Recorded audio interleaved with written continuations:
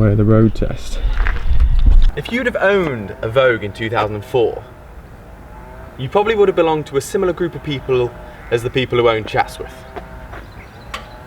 Every few months or so you would invite your other landowning friends to your estate to chase flightless birds with guns, and this would have been the vehicle of choice.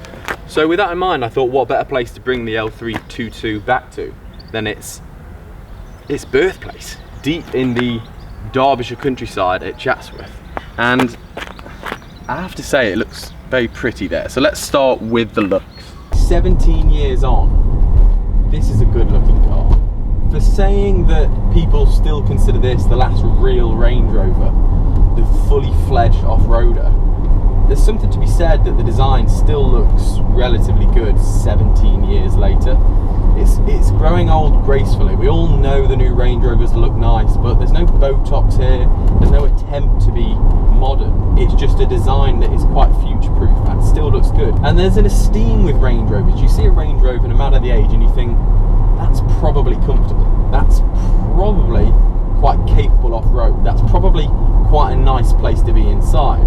And if you find a good one, granted that is a task in itself, but if you find a good one like this one that I'm in, it's still comfortable. It still comes with stuff that is expected on cars today, and it's from 17 years ago. The only difference now is you can pick one of these up for a few £1,000s. High mileage ones, even less. So they've become an urban workhorse as well as a rural workhorse.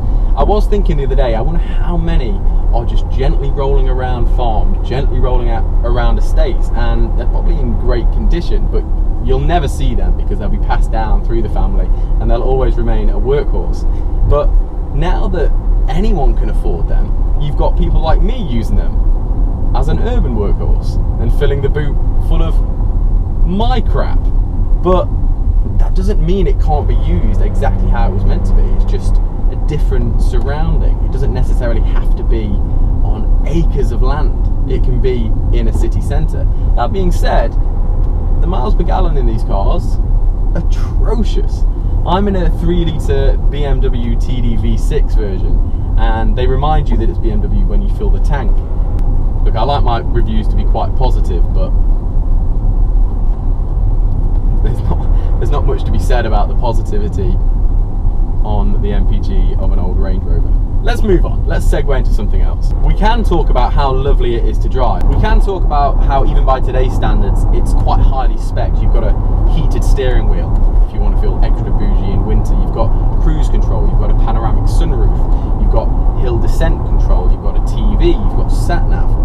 Everything in this car feels like something you would get in a 2021 car, and it is very lovely to drive around in this car. Extremely lovely. At work, a few people have taken this home and everyone comes back saying, this is a really nice place to be.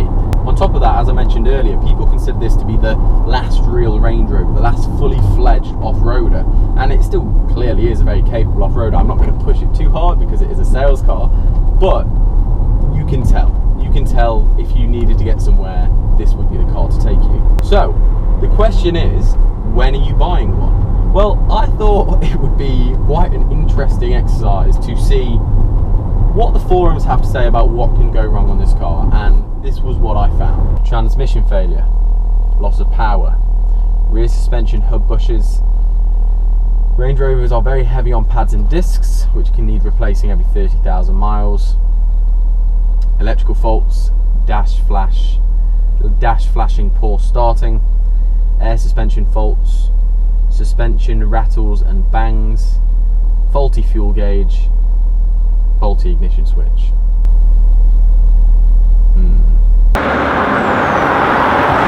But ignoring all that, trivial, non-important mechanical issues, I've had this one now for about a week and I've had no problems with it at all.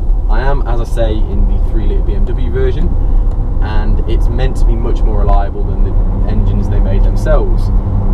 So the question remains, when are you buying one? You can pick one of these up for a few £1,000s, and if you don't care too much about miles per gallon and you find one with good service history and no major problems previously, this has got 132,000 on the clock and it feels as smooth as when it rolled off the production line. So yeah, this is a big tick for me. If I wasn't doing so many miles, I'd be considering jumping into this one, because they still look so classy, they still feel so nice to drive, and compared to what I'm rolling around in, it's much, much better. So I'll leave it there. I hope you've enjoyed that review, and this one is still available at the time of posting, so if you're interested, check out bensbavarian.com, and you'll see this stunner. See you next time. I can stop sweating now. Bye.